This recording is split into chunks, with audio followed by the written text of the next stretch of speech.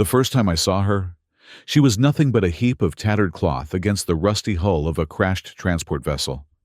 From a distance, she could have been mistaken for debris, another forgotten piece of equipment abandoned to the mercy of Viridia's unforgiving red dunes.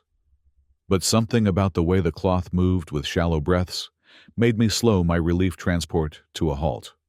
I'm Marcus Hale, relief soldier and space explorer for the Interplanetary Relief Corps. Year 2367. And here I was, patrolling the most desolate sector of Viridia's vast desert landscape. Temperature readings flashed on my dashboard. 58 degrees C outside, dropping to 18 degrees C after sunset. Not the kind of place you want your transport to break down. Command, this is Hale. I radioed in. I've spotted what appears to be a survivor near the eastern ridge of the Red Dunes, requesting permission to investigate. Negative. Hale, came the immediate response. We're stretched thin on supplies as it is. Priority Alpha is reaching the settlements beyond the Silver Plains. Leave it. I hesitated, hand hovering over the accelerator. Command was right. Resources were scarce, and every detour could mean fewer supplies for the colonies we were assigned to support. But something drew my gaze back to that huddled form.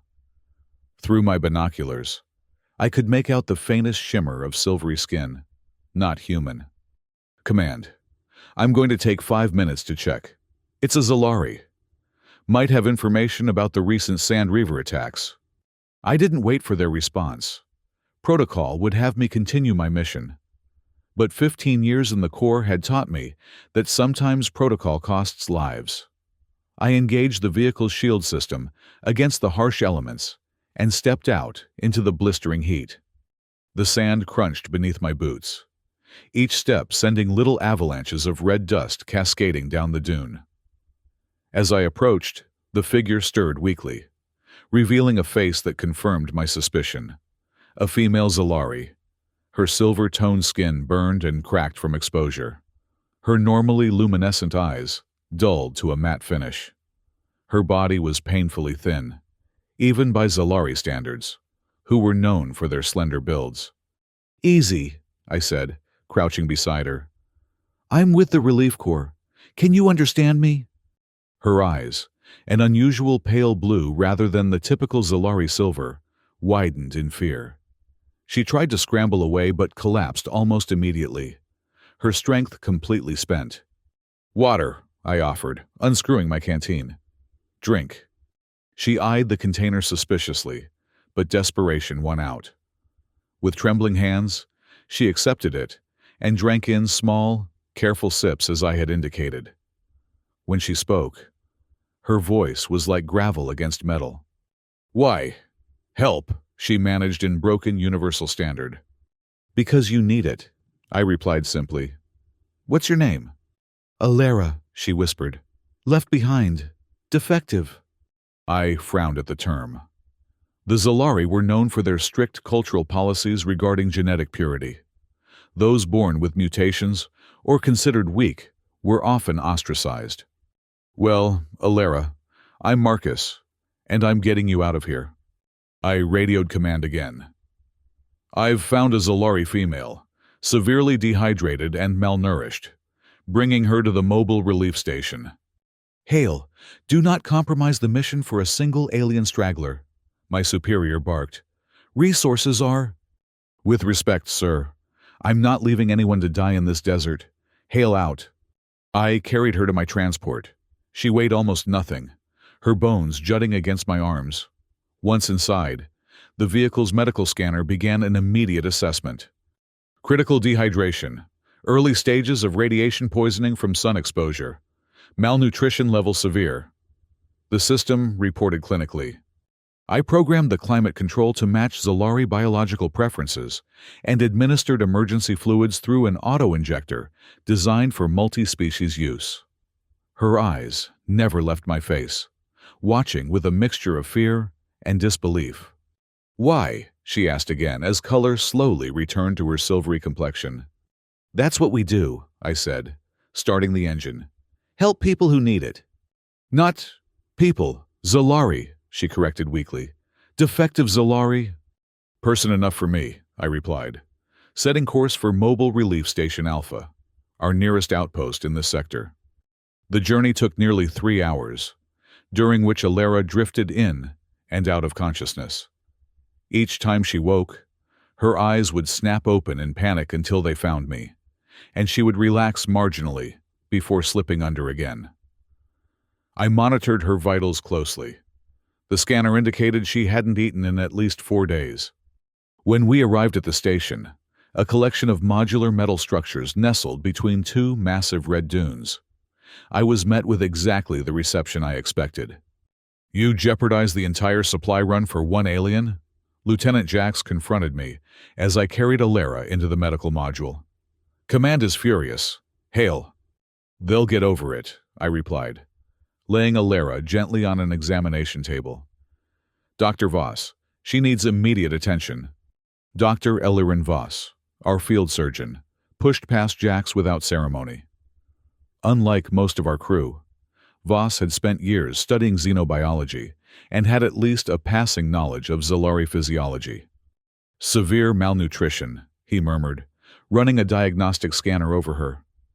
"Multiple lacerations, second-degree burns from sun exposure, and her genetic readings are interesting." "What do you mean?" I asked. "She's got a rare mutation in her neural pathways. Not harmful, just unusual for Zalari.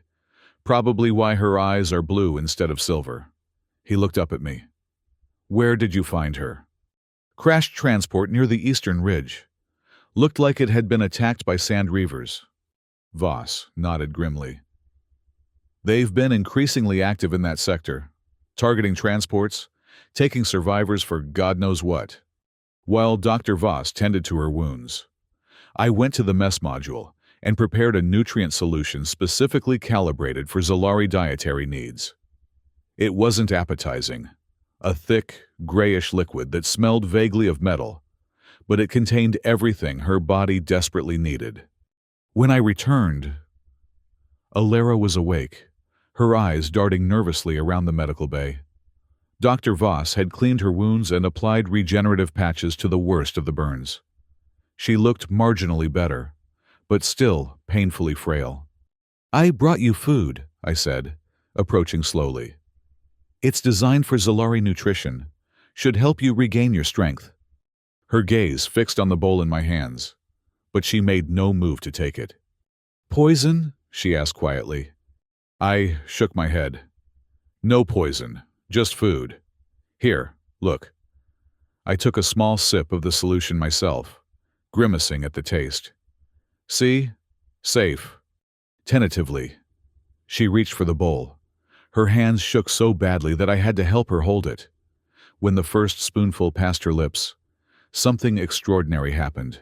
Tears, silvery droplets that seemed to shimmer with an inner light, began to stream down her face. "Are you all right?" I asked, alarmed. "Does it taste wrong?" She shook her head, continuing to eat between silent sobs. Only when the bowl was half empty did she pause to speak. "No one gives food to defective ones." Something cold and hard settled in my stomach. "Your people left you to starve because of your mutation?" Alara nodded slowly.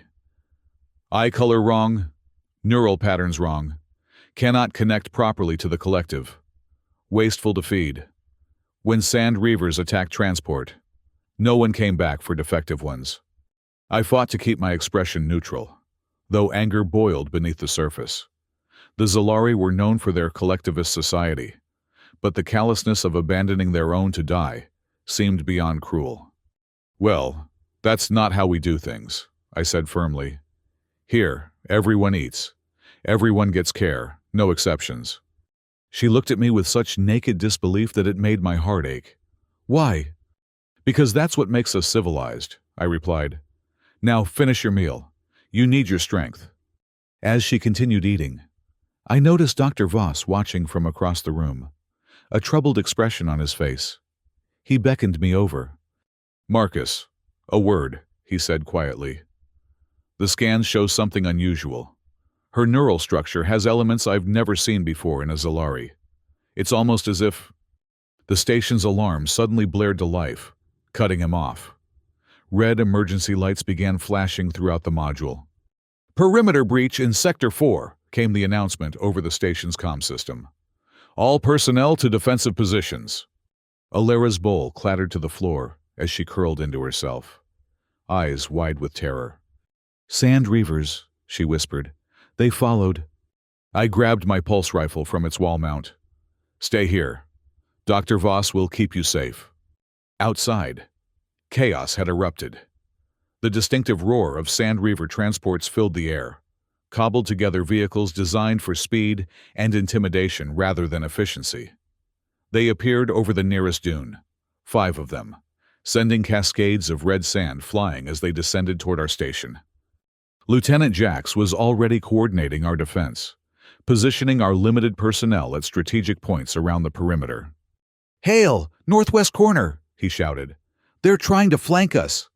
I sprinted to position, diving behind a barricade just as energy bolts from Reaver weapons slammed into the ground where I'd been standing. Through the swirling dust, I could make out their forms, a mishmash of species united only by their savagery and the distinctive red markings they painted across their armor. The battle was intense but brief. Our station's defensive systems, combined with well-trained personnel, overwhelmed the relatively undisciplined Reaver force. 3 of their transports retreated back over the dunes, leaving their dead and wounded behind. As the dust settled, I approached one of the wounded Reavers, a burly Toridian with tusks filed to points. He laughed through bloody teeth as I leveled my weapon at him. "You think this is over?" he growled in heavily accented Universal Standard. "He's coming for her. The blue-eyed one." "Who's coming?" I demanded. The Reaver just laughed harder, blood bubbling from his mouth. "Darius Kethrin. And when he wants something, he gets it." The name sent a chill through me. Darius Kethrin was notorious. A Zalari war criminal turned Outer Rim warlord. Former enforcer for the Zalari Genetic Purity Council. He'd gone rogue years ago, selling his services to the highest bidder.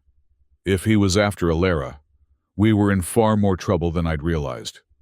When I returned to the medical module, I found Alera huddled in a corner, trembling violently. Dr. Voss stood nearby, looking helpless. "She won't let me near her," he explained.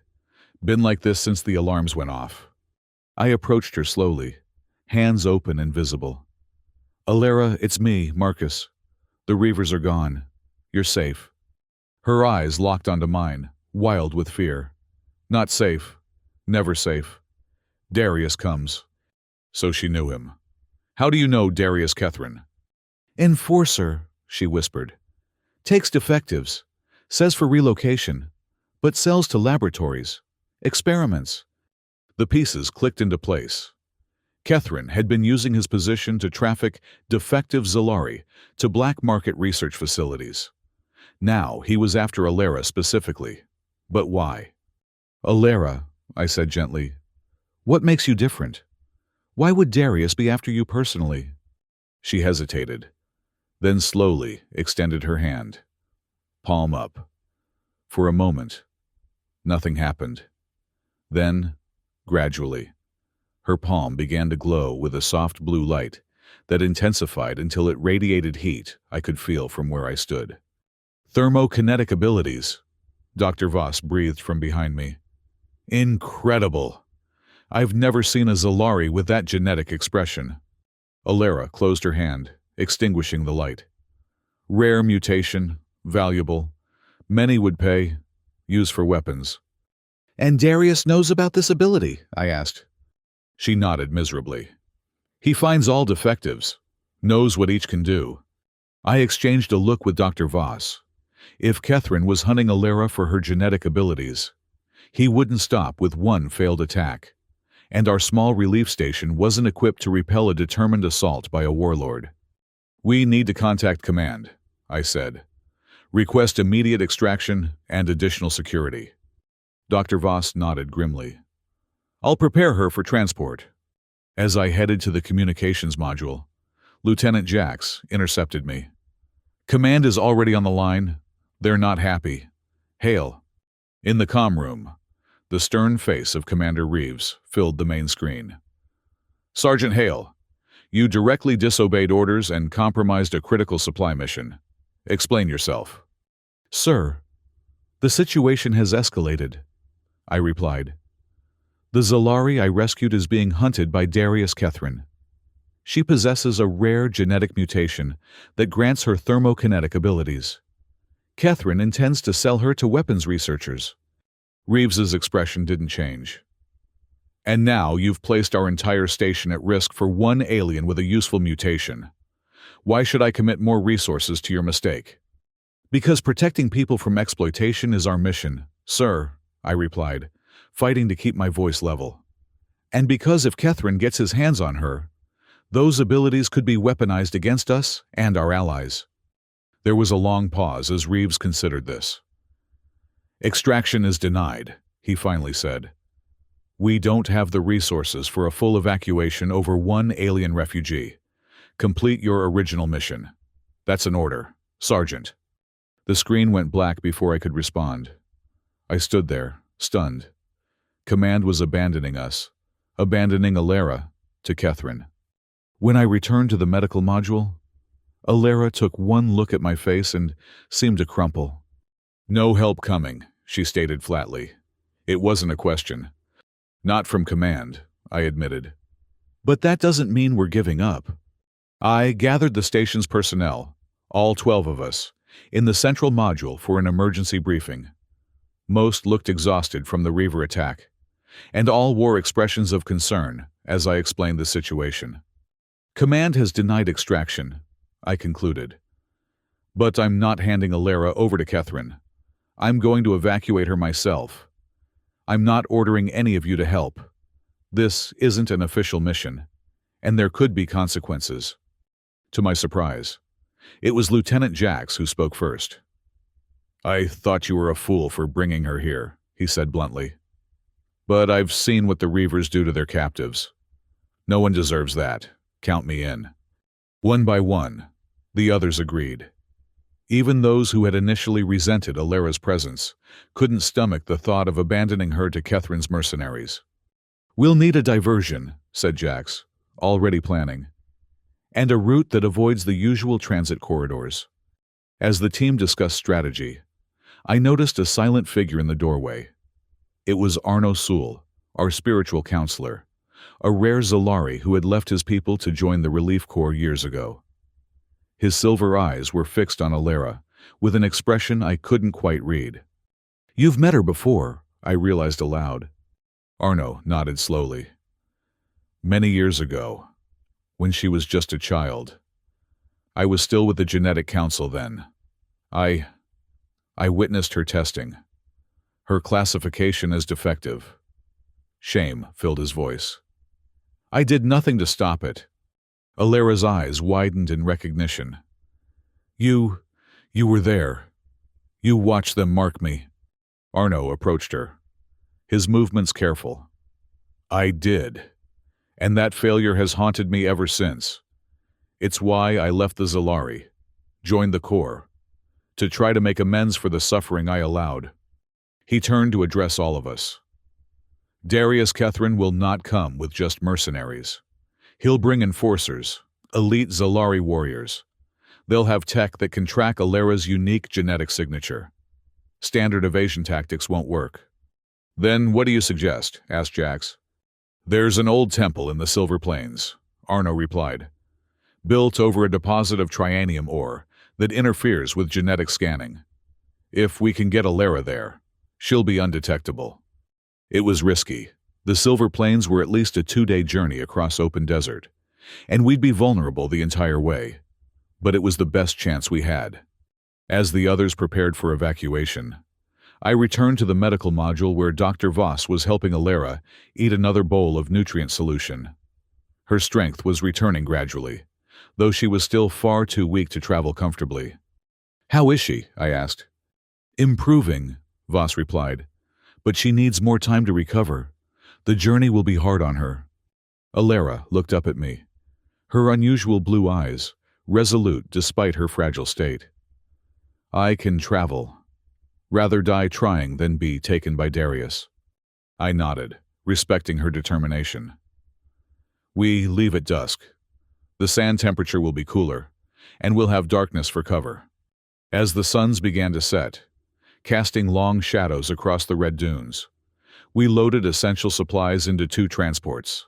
Alara, wrapped in thermal blankets, was secured in the lead vehicle with me, Arno, and Dr. Voss. The rest of the team would follow in the second transport, ready to act as a rear guard if necessary. Just as we were about to depart, the station's proximity alarms blared once more. Multiple signatures approaching from the north, reported our technician. May.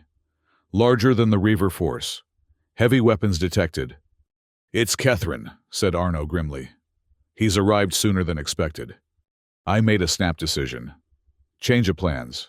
Jax, you lead half the team south as a decoy. Make it look like you're escorting a high-value target. The rest of us will head east, then cut north to the Silver Plains once we're clear. Jax nodded sharply. Good luck, Hale. See you at the rendezvous. As our transports roared to life, the first energy blast from Kethren's forces lit up the darkening sky.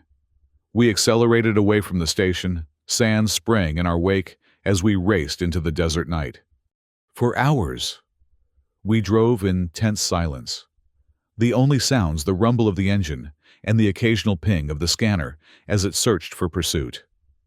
Alara remained alert despite her exhaustion, her gaze fixed on the desert, rushing past outside. Why do you risk so much? She finally asked. For stranger. For defective. You're not defective, I said firmly. You're different, and differences are valuable. Without them, there's no adaptation, no evolution, no progress. She considered this, her expression thoughtful. My people do not see this way. Some do. I nodded toward Arno, who was monitoring the scanner at the rear of the transport. Some change, she conceded. Slow change. Around midnight, we stopped briefly to check the transport systems and allow Alara to rest. The desert night was bitingly cold, the temperature having plummeted, as expected. Above us, Viridia's twin moons cast everything in a ghostly blue light. Dr. Voss approached me as I stood watch, scanning the horizon for signs of pursuit. She's remarkable, he said quietly. Most Zolari would have died from that level of exposure and starvation. Her mutations must grant her extraordinary resilience, as well as thermokinetic abilities. All the more reason to keep her out of Kethren's hands, I replied. Voss hesitated, then asked, Have you considered what happens after we reach the temple? She can't stay there forever. I hadn't thought that far ahead. My focus had been entirely on getting Alara to safety. One problem at a time, Doctor. Our conversation was interrupted by Arno's urgent call. Movement on the scanner. Multiple signatures approaching from the southeast. How did they find us so quickly? I muttered, rushing back to the transport. They must have planted a tracker on the vehicle, said May, running a diagnostic. There, in the undercarriage. I cursed under my breath. Disable it. We need to move now. We were just pulling away when the first shot struck the sand beside us. Looking back, I saw 5 sleek vehicles cresting a dune, their silhouettes unmistakable. Zolari enforcement speeders, far faster and better armed than our transport. Everyone hold on, I shouted, pushing our engine to maximum as we hurtled down the slope of a massive dune. The transport groaned under the strain, systems warning of overheating as we pushed it beyond its design specifications. The pursuing speeders gained on us steadily, energy bolts striking closer and closer to our vehicle. One hit our rear deflector, sending sparks cascading through the cabin. Shields down to 40%, May called out. I swerved hard, taking us into a narrow canyon between 2 towering dunes. It was risky. The passage was barely wider than our transport, but it would force our pursuers to come at us single file. Arno, rear gun, I ordered. Arno took control of our transport's defensive weapon, firing carefully placed shots that forced the lead speeder to pull back. But there were too many, and our ammunition was limited. We can't outrun them, I realized aloud. We need another plan. Alara, who had been silent throughout the chase, suddenly spoke. Stop transport! What? I glanced back at her in disbelief. Trust, she said simply, her blue eyes intense. Stop, let me try. Against all my combat training and instincts, I brought the transport to a halt in the middle of the canyon. The pursuing speeders slowed as well, clearly suspicious of a trap. Alara struggled to her feet, moving to the transport's rear hatch. Open, she instructed. Marcus, this is madness, warned Dr. Voss. Cover her, I told Arno, then hit the control to open the hatch. Cold desert air rushed in as Alara stepped out onto the sand. The lead speeder had stopped about 50 meters away, its occupants watching cautiously. After a moment, a figure emerged, tall and imposing in ornate Zalari battle armor. Darius Kethrin. Even at this distance, there was no mistaking him. The notorious warlord stood confidently, his silver eyes gleaming in the moonlight as he regarded Alara. The wayward specimen returns, he called out, his voice carrying easily across the still night air. Come home, little one. Your purpose awaits. Alara took a step forward, then another. I tensed, ready to rush out after her, but Arno placed a restraining hand on my arm. Wait, he whispered. Watch. Alara stopped halfway between our transport and Kethrin. She raised her hands slowly, and then, to my astonishment, blue light began to emanate not just from her palms, but from her entire body. It started as a gentle glow, but rapidly intensified until she was a blazing figure of sapphire energy. The temperature around us rose dramatically. Sand near her feet began to vitrify, turning to glass from the intense heat. Kethrin took an involuntary step back, raising an arm to shield his eyes from the brilliance. Your purpose for me was pain, Alara's voice rang out, stronger than I had ever heard it. Experimentation, profit. But I have found new purpose. The light grew blinding, and the heat became nearly unbearable even inside our transport. Through squinted eyes, I saw Kethrin's armor begin to smoke, the metal components glowing red from proximity to Alara's thermokinetic display. Fall back! Kethrin barked to his forces, retreating toward his speeder. All units withdraw! The pursuing vehicles reversed hastily, their pilots clearly unnerved by the raw power Alara was demonstrating. Within minutes, they had disappeared back over the dunes, leaving only Kethrin's speeder. The warlord paused before entering his vehicle, looking back at Alara with an expression that mixed rage with something like respect. This isn't over, he called out. Your abilities are too valuable to be wasted among humans. Not waste, Alara replied, her glow beginning to fade. Choice. Kethrin's lips tightened, but he made no further comment before boarding his speeder and racing away into the night. As the last trace of pursuers vanished from our scanners, Alara's luminescence dimmed completely. She swayed on her feet, exhausted by the enormous energy expenditure. I rushed out to catch her before she collapsed. That was incredible, I said as I helped her back to the transport. I had no idea you could do that. Neither did I, she admitted weakly. Never tried. Never had reason to fight before. Once back inside, Dr. Voss immediately began checking her vitals. Her core temperature is elevated but stabilizing. Remarkable control of the thermokinetic output. Will she be all right? I asked. With rest and continued nutrition, yes, he replied. But that display took nearly everything she had left. Arno was staring at Alara with newfound wonder. In all my years with the Genetic Council, I never witnessed an ability like that. If the Council knew what you could do, they would fear even more, Alara finished for him.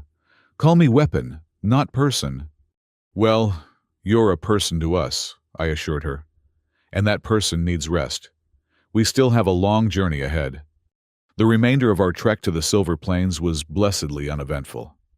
Alara slept most of the way, her body recovering from both her ordeal in the desert and the massive energy expenditure of her confrontation with Kethrin.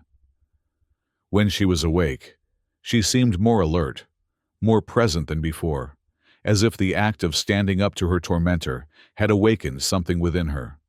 By the second sunset, we reached the edge of the Silver Plains, a vast expanse where the red sand gave way to a metallic, silver-hued landscape that shimmered under Viridia's twin moons. In the distance, we could make out the ancient temple Arno had mentioned, a towering structure of black stone that seemed to absorb light rather than reflect it. The Temple of Convergence, Arno explained, built by the original Zalari settlers thousands of years ago, before the genetic purity movement began. It was meant to be a place where our people could commune with other species, share knowledge and culture. "What happened?" I asked. "Fear happened," he replied simply. "Fear of difference, of change, of losing what made us uniquely Zalari. The temple was abandoned, deemed a relic of a misguided past. As we approached the temple, I was struck by its imposing architecture, sweeping arches and intricate carvings depicting Zalari and various other species in poses of cooperation and exchange. It seemed a cruel irony that this monument to interspecies harmony would now serve as a hiding place from Zalari pursuers. Inside, the temple was surprisingly well preserved, its vast central chamber illuminated by bioluminescent fungi that cast a soft, greenish glow over ancient murals and meditation alcoves. We established a temporary base in what appeared to have been a gathering hall, setting up medical equipment for Dr. Voss to continue treating Alara. Lieutenant Jax and the decoy team joined us the following day, having successfully evaded Catherine's forces. With our combined resources, we were able to create a relatively comfortable and secure environment within the temple. Over the next few days, Alara's recovery accelerated dramatically. The nutrient solutions and rest were clearly having an effect, but I suspected it was more than that.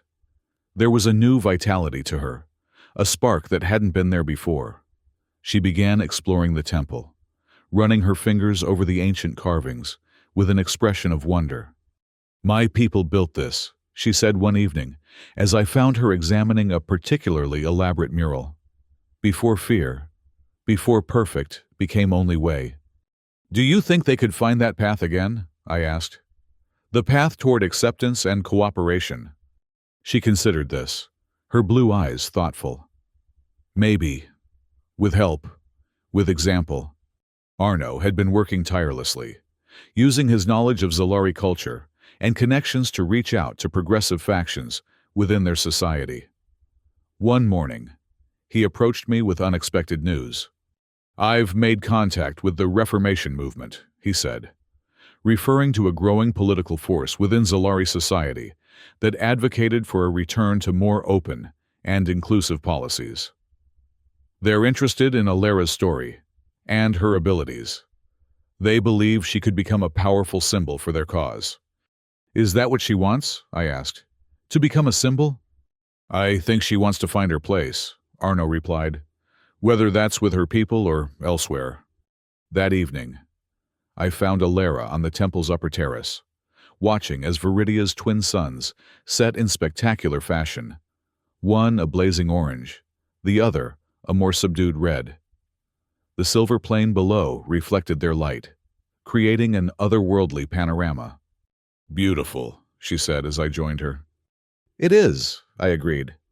We stood in comfortable silence for a while, watching the play of light across the landscape. Finally, Alara spoke. "Arno told me about Reformation movement." "What do you think about it?" I asked. She turned to face me, her expression serious. "Could help others. Like me, but scared." "That's understandable," I said. "After everything you've been through, fear is a rational response." "Not rational," she disagreed.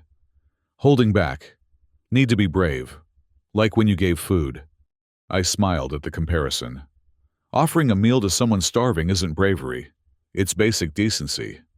"Not to Zalari," she said firmly. "To break rules. Helped effective, very brave. Changed everything for me." The intensity in her gaze made me uncomfortable. Not because it was unwelcome, but because I wasn't used to being regarded as anything special. I'd simply done what any decent person would do. If the Reformation movement can help create a Zalari society where no one is labeled defective for being different, that would be worth fighting for, I said. But it has to be your choice. Alera. No one else's. She nodded slowly. My choice. First real choice. 2 weeks after our arrival at the temple, we received word that Kethrin had been captured by a joint interplanetary relief corps and Zalari Reformation Force. The evidence of his trafficking operations had been too overwhelming for even the traditionalist Zalari government to ignore. With his capture, the immediate threat to Alera had been neutralized. Command, belatedly recognizing the potential diplomatic significance of Alera's situation, sent an official delegation to the temple. They brought formal offers of asylum, protection, and citizenship if she wished to remain with the Corps, rather than return to Zalari society. On the day the delegation arrived, I found Alera in the temple's library, surrounded by ancient texts she had been studying with Arno's help. The officials are here, I told her, ready to present their offers. She closed the book she had been reading and stood. In the weeks since I'd found her half dead in the desert, she had transformed. No longer the broken, terrified creature I'd rescued. She now stood tall and confident, her blue eyes clear and determined. What will you do? I asked. After all this is settled. She smiled, a full, genuine smile that still took me by surprise whenever I saw it. Help others. Build bridge between humans. Zalari. Show different can be strong. With the Reformation movement? Yes, and with Relief Corps, if they allow. 2 paths, same journey. I nodded, understanding. She was positioning herself as a link between our peoples, using her unique status to bridge cultural divides. It was both brave and politically astute. They'll be lucky to have you, I said sincerely. She reached out and took my hand, a gesture I knew was significant for Zalari, who were typically reserved with physical contact. All because of meal, she said softly. Simple act. Changed everything. As we walked together toward the chamber where the officials waited, I reflected on the incredible chain of events that had followed from that simple decision to stop and help someone in need.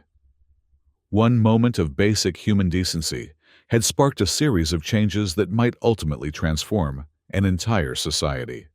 In the Grand Hall, representatives from both the Corps and the Zalari Reformation movement rose as we entered. Their formal speeches and offers seemed almost superfluous. Alera had already charted her course, but she listened respectfully, asked incisive questions, and ultimately accepted a unique joint position that would allow her to work with both organizations. Later, as the officials departed to make arrangements for her new role, Alera and I returned to the terrace for what might be our last quiet moment together for some time. The twin suns were rising now, bathing the silver plains in golden light that made the metallic sand sparkle like countless jewels. Scared still, she admitted, but good scared, beginning scared. That's how all the best journeys start, I replied. With a mixture of fear and hope. She turned to me, her blue eyes reflecting the sunrise. You continue relief work? That's the plan. There are always people who need help out there. Always people who give help, too, she said, placing her hand over her heart in a traditional Zalari gesture of respect. Never forget bowl of food. Simple thing. Everything. As I watched her silhouetted against the rising suns, tears glistening in her eyes, not from despair, but from hope. I was struck by how often the most profound changes begin with the smallest actions. A meal offered to a starving stranger, a moment of kindness in a cruel world, a hand extended across the boundaries of species and prejudice. In that moment, I silently renewed my commitment to the work of the Relief Corps, not just the grand rescues and evacuations, but the small, daily acts of decency that might never make official reports yet, could change lives and worlds in ways we might never fully comprehend. Alara stepped forward to stand beside me, her gaze fixed on the horizon, where the silver plain met the sky. Together, we watched the dawn of a new day on Viridia, and perhaps the beginning of a new era for both our peoples. New beginning, she said softly. For all, I couldn't have put it better myself.